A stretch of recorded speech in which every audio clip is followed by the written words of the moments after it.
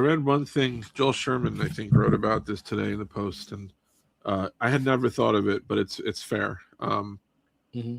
Sherman was proposing that Stearns came into this job and always, he was already a successful major league executive. Mm-hmm. He has a vision. Like anyone who takes over a team, they have a vision at that level. They have a very clear vision of what kind of team they want. This is a competitive industry. It's the top of the world. You don't get a lot of chances. Like you're going to go down doing it your way. Mm-hmm. And that when Stearns got here from the start, he wanted to get rid of certain players